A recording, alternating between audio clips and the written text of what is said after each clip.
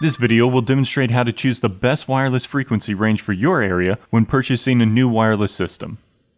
There are a variety of transmission methods utilized by wireless manufacturers. The most common is UHF, or ultra-high radio frequencies. The use of all radio frequency bands in the U.S. is regulated by the Federal Communications Commission. Always make sure your wireless systems are in compliance with the latest FCC regulations. Failure to do so could result in a system that doesn't work properly, or in some cases, a monetary fine by the FCC.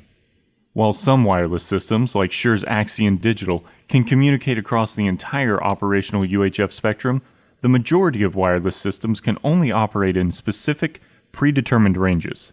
These frequency ranges, or tuning bands, can be a small range, covering 24 MHz, as is common with analog systems, or larger ranges of 64 MHz or higher, as is often the case with digital wireless systems.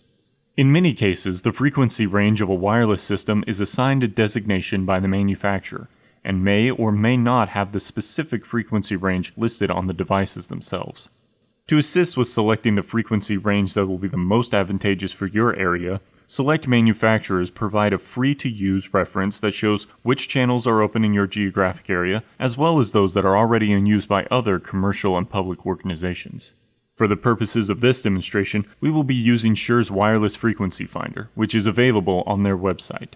First, enter the location where you plan to use your wireless system most regularly. Next, select the wireless series you plan to purchase from the drop-down list. Then, push the search button. The Wireless Frequency Finder will now display the different frequency ranges of the wireless series you selected, as well as the maximum wireless groups and channels available in each range. In the majority of cases, you will want to use the frequency range that has the most available wireless groups and channels available. In this scenario, we would most likely choose the H9 frequency range since it has the most channels available. We could risk using J11 if the job required it, but it would not be the best option. The J10 frequency range has no channels available and would not be a viable option for this particular job. Remember, results will vary from location to location, so be sure to recheck your options every time you work in a new area.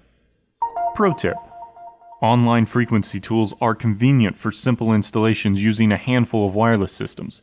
More complicated designs utilizing many wireless systems, especially in frequency-congested areas, may require more planning and analysis in order to ensure successful results.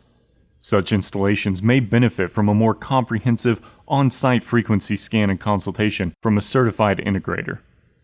If you wish to learn more about wireless microphone systems, please visit our website for more instructional videos like this, or feel free to call or email us.